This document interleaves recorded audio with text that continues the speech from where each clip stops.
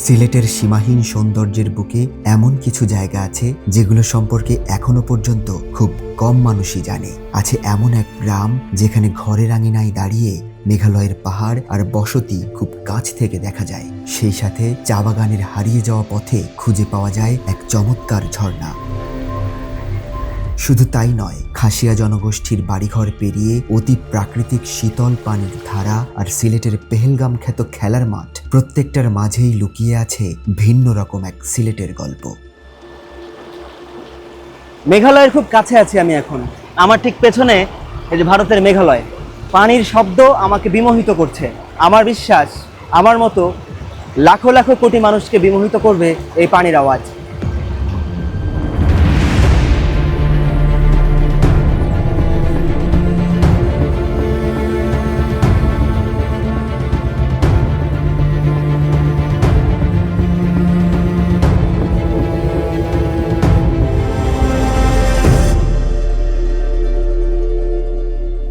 আছি সিলেট শহরে, কিন্তু মনটা অলরেডি চলে গেছে অদেখা এক গন্তব্যে। এবারের সিলেট ভ্রমণে প্রথম 2 দিন আমাকে ঘুরিয়েছেন লায়েক ভাই।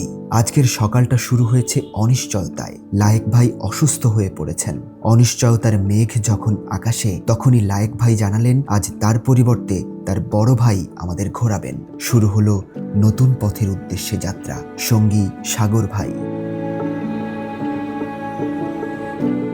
মেঘ তখনও কাটেনি, ঝিরিঝিরি বৃষ্টি শুরু হয়েছে। এই বৃষ্টি উপভোগ করতে করতেই পৌঁছে গেছি নৈসর্গিক এক সৌন্দর্যের একেবারে কাছাকাছি। লাল রঙের শাপলা দিয়ে আবৃত গোটা একটি বিল, যার নাম ডিবির হাওর শাপলা বিল। আমার দুপাশে লাল রঙের শাপলার মনোমুগ্ধকর এক দৃশ্য। আমি দাঁড়িয়ে আছি এখন শিমুল গাছের নিচে। ছোট ছোট গাছ, যদিও এই গাছগুলো যখন আরো বড় হবে তখন এই সারিবদ্ধ শিমুল গাছ হয়তো আরো চমৎকার লাগবে। আর আমার ঠিক পেছনে মেঘালয়। মেঘালয়ের পাহাড়গুলো এই যে পুরো মেঘে ঢাকা। মেঘালয়ের নাম যে আসলে মেঘালয় বা মেঘের বাড়ি, সেটা আজকেই পরিষ্কার বোঝা যাচ্ছে।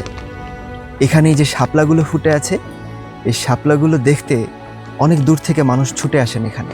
আর চমৎকার এই শাপলার মনোমুগ্ধকর পরিবেশ আমাদেরকে এখানে আটকে রেখেছে। এই বৃষ্টির মধ্যে ছাতা মাথায় দিয়ে আমরা দাঁড়িয়ে আছি এই শাপলা বিলে, উপভোগ করছি এই লাল শাপলার সৌন্দর্য। ডিবির হাওর মূলত ইয়াম, ডিবি, হরফকাটা এবং কেন্দ্রী বিল নামের 4টি বিলের সমন্বয়ে গঠিত।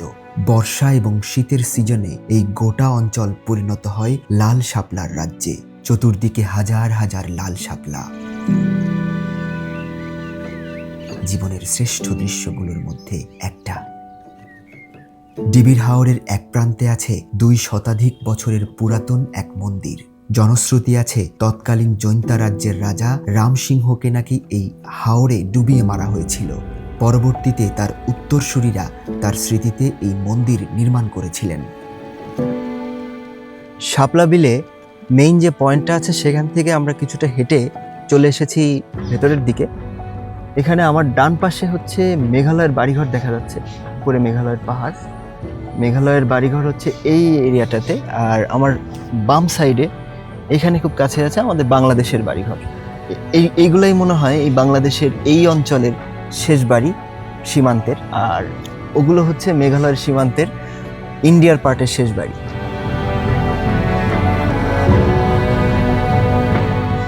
ঝিরিঝিরি বৃষ্টির মধ্যে দুপাশের লাল শাপলা, ভিজে ভিজে উড়তে থাকা বক, আর দূরে পাহাড়গুলোকে দেখে মনে হচ্ছে কোনো এক স্বপ্নপুরীতে আছি আমি। যে দৃশ্য আমাকে ভাবাচ্ছে, ভেতরের আমিটাকে আরেকবার পরিশুদ্ধ করছে। অনেকক্ষণ এই জায়গাটা দাঁড়িয়ে জায়গাটা উপভোগ করছি। হঠাৎ করে এই বাড়িটার দিকে আমার নজর গেল। এটা এই অঞ্চলে বাংলাদেশের শেষ বাড়ি। পাশেই হচ্ছে মেঘালয়ের পাহাড়, উঁচু উঁচু পাহাড়, আর তার ঠিক নিচেই এটা বাংলাদেশের বাড়ি। কি একটা প্রাকৃতিক পরিবেশ চারিদিকটাতে ঘিরে রেখেছে যেন এখানে। বাড়ির ভেতর থেকে বেরিয়ে যাচ্ছে ভেড়ার পাল। পাশেই শাপলা ফুল ফুটে আছে অসংখ্য। সেখানে বক উড়ে পালাচ্ছে। ক্যান ইউ ইমাজিন এরকম একটা লাইফ কতটা চমৎকার। এখানে নেই কোনো শহরের কোলাহল, কোনো যান্ত্রিকতা, কোনো গাড়ির কালো ধোঁয়াও নেই এখানে। বাড়িটার কাছেই পৌঁছে গেছি। এই বাড়ির আঙিনায় দাঁড়িয়ে মেঘালয়ের বাড়িঘর আর মানুষজন সবকিছুই দেখা যায় স্পষ্ট। আজ যেহেতু বৃষ্টি হচ্ছে, মেঘালয় সম্পূর্ণটাই মেঘের আড়ালে, সে কারণে স্পষ্টভাবে তেমন কিছুই দেখা যাচ্ছে না আজ, শুধু পাহাড় আর কিছু বাড়িঘর বাদে। এই বাড়িটার সামনেই দেখলাম একটা কুয়া। এ বাড়িরই দুজন খুদে সদস্যের সাথে পরিচয় হলো সেখানে।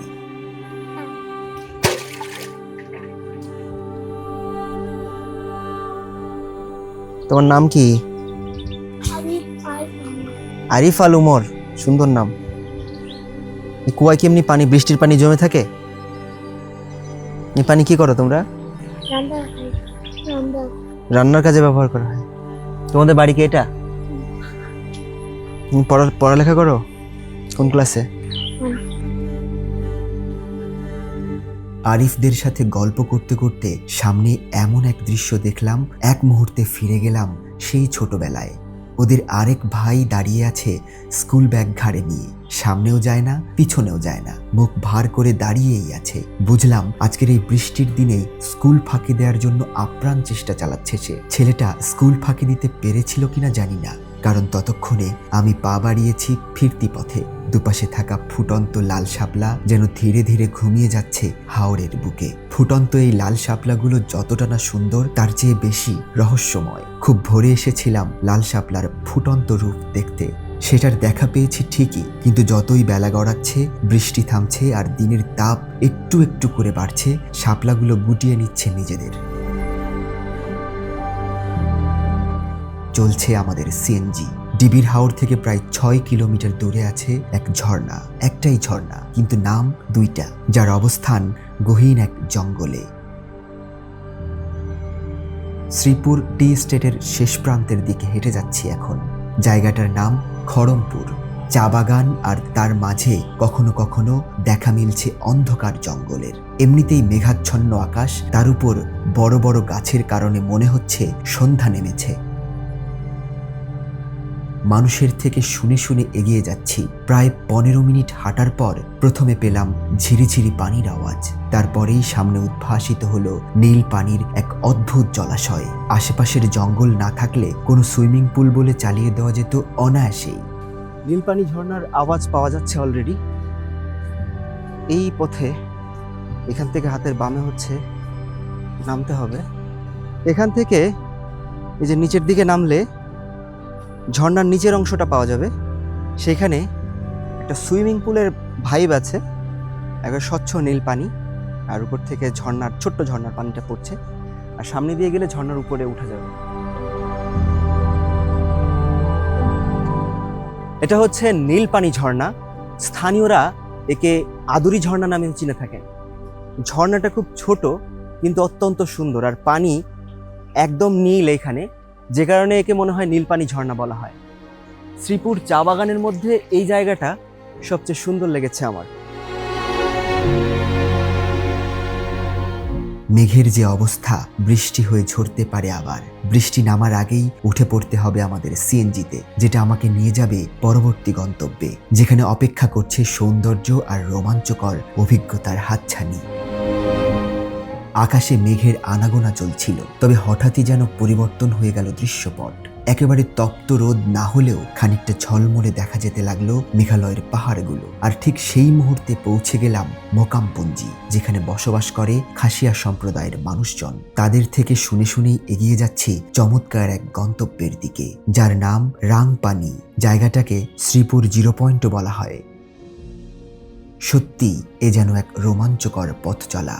খাসিয়াদের বাড়িঘর, তাদের বিভিন্ন স্মৃতিস্তম্ভ আর নানান কিছু দেখতে দেখতে এগিয়ে চলেছি আরো গভীরে।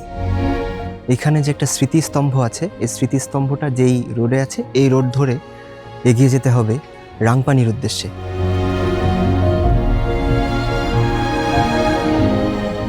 হাঁটতে হাঁটতে কখন যে নিচে নামার ধাপের কাছে পৌঁছেছি বুঝতেই পারিনি। এই ধাপগুলোই এই গোটা পথের মধ্যে সবচেয়ে চ্যালেঞ্জিং।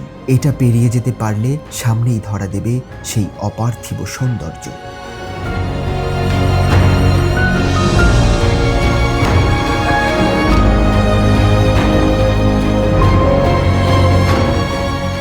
এত সুন্দর একটা চা বাগান, তারপর খাসিয়াপুঞ্জি এবং সেখান থেকে পাহাড়ি ঢালের মতো যেভাবে নেমে এসেছি এই জায়গাটাতে, বেশ ছায়া ঘেরা জায়গা ছিল, এতক্ষণ হেঁটেছিলাম। কিন্তু এখন এই যে রৌদ্র একটা অন্যরকম অনুভূতি দিচ্ছে ঠিকই, কিন্তু পেছনে এই যে ঝর্ণা, এপাশে পাহাড় আর পানির শব্দ, সব কিছু মিলেমিশে যেন এখানে একাকার হয়ে গেছে। এমন জায়গায় হাজির হয়েছি যেখানে পাথর আর পানি হেসে ওঠে আর কণ্ঠ ছেড়ে গান গায় মানুষের দল। পানির সুর আর একদল মানুষের কণ্ঠের তাল যেন মায়ার আবেশে ফেলে দিচ্ছে আমাকে। সেই সাথে দূরে মেঘালয়ের পাহাড়গুলো যেন হাতছানি দিয়ে ডাকছে আমাকে বারে বারে।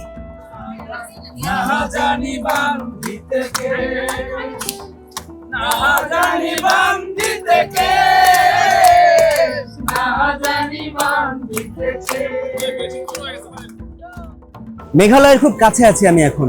আমার ঠিক পেছনে এই যে ভারতের মেঘালয়, রাংপানিতে এই যে এখানে বসে আছি, পানির শব্দ আমাকে বিমোহিত করছে। আমার বিশ্বাস আমার মতো লাখো লাখো কোটি মানুষকে বিমোহিত করবে এই পানির আওয়াজ। রাংপানির এই পাথুরে শান্ত শীতল পানিতে মাছ শিকার করতে দেখলাম অনেককেই। তাদের প্রায় সবাই স্থানীয় খাসিয়া সম্প্রদায়ের মানুষ।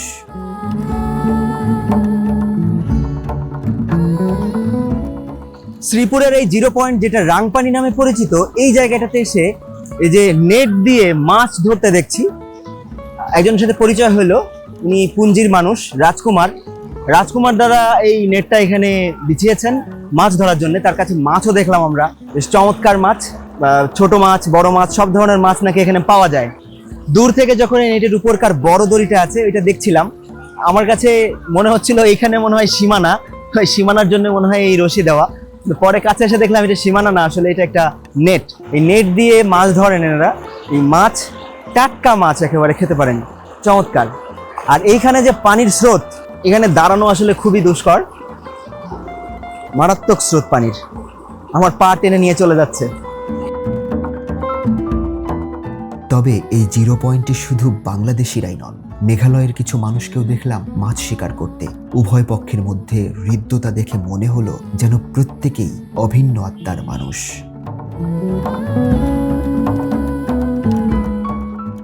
রাংপানির মূল স্পট থেকে ফিরতে শুরু করেছি। সামনেই বেশ কিছু খাসিয়া তরুণ ফুটবল খেলতে শুরু করেছে। তাদের মধ্যে একজনের সাথে কথা বলে জানতে পারলাম এখানে বাংলাদেশ এবং ভারত দুই দেশের মানুষই খেলে থাকেন। জাতিতে তারা সকলেই খাসিয়া সম্প্রদায়ের।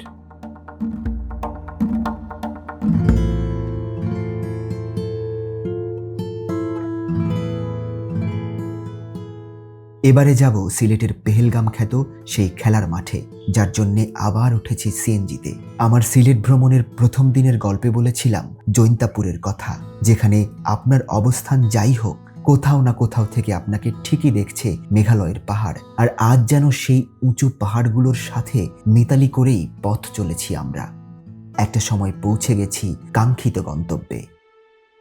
এটা নলঝুরি খাসিয়া হাওর খেলার মাঠ। এই যেখানে দাঁড়িয়ে আছি তার ঠিক পেছনে আছে ভারতের মেঘালয় এবং তার ঝর্ণা, আর আমার সামনে আছে ক্রিকেট পিচ। এটাকে বাংলাদেশের কাশ্মীর কিংবা সিলেটের পেহেলগাম বলা হয়ে থাকে। জায়গাটার যেই মনোরম দৃশ্য, এটা প্রত্যেকটা মানুষের হৃদয় জোড়াতে বাধ্য। এই মাঠে প্রতি শুক্র শনিবার সারা দেশ থেকে ক্রিকেট খেলতে আসেন অসংখ্য মানুষ। অন্যান্য দিনেও খেলা চলে, কিন্তু আজ যেহেতু বৃষ্টি নেমেছিল সকাল থেকেই, সে কারণে সম্ভবত খেলা বন্ধ। হাঁটতে হাঁটতে মাঠের শেষ প্রান্তের দিকে এগিয়ে চলেছি আমি। এটা হচ্ছে সীমানা পিলার। এটার মাধ্যমে বাংলাদেশ এবং ভারতের দুইটা দেশের যে আন্তর্জাতিক সীমানা, সেটা নির্ধারণ করা হয়েছে। এই সীমানা পিলারটা পার হলেই ওই পাশে ভারতের মেঘালয় রাজ্য। সীমানা পিলারটার অবস্থা খুবই সঙ্গীন, একেবারে পুড়ে গেছে এরকম একটা মনে হচ্ছে কোনো একটা কারণে। পার্শ্ববর্তী দেশ ভারতের যে সুন্দর একটা রাজ্য মেঘালয়, তার খুব কাছেই আছি আমি এখন। এখান থেকে দাঁড়িয়ে দেখছি ওই যে মেঘালয়ের ঝর্ণা, আর এইখানে একটা রাস্তা দেখা যাচ্ছে। সেই রাস্তা দিয়ে মাঝে মধ্যে দু একটা গাড়ি চলছে মেঘালয়ের। মাঠের সৌন্দর্যে আরো খানিকটা ঘি ঢেলে দেওয়ার কাজ করছে সামনে থাকা দুটি ঝর্ণা, যার সুর আর ঝংকার হৃদয়ের গভীরটাকে আন্দোলিত করে দিয়ে যাচ্ছে ক্ষণে ক্ষণে। এই যে কাছেই মেঘালয়ের পাহাড়, সেখানে পাশাপাশি দুইটা ঝর্ণা দেখা যাচ্ছে। তার মধ্যে একটাতে পানির তীব্রতা অনেক বেশি, আরেকটাতে কম।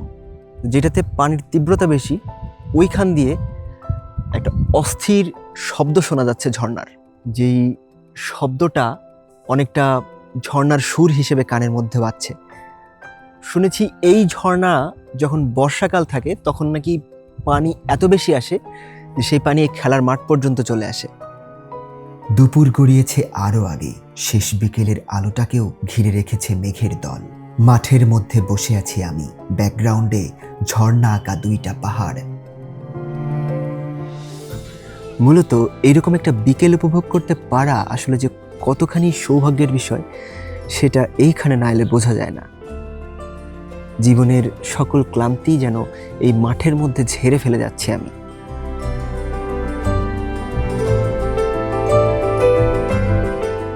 সিলেট আমাকে শুধু কিছু সৌন্দর্য আর নজর কাড়া জায়গা দেখায়নি, বরং দেখিয়েছে মানুষ, পাহাড়, নদী, পানি এরা আলাদা আলাদা হলেও একসাথে মিলেই তৈরি করে গল্প।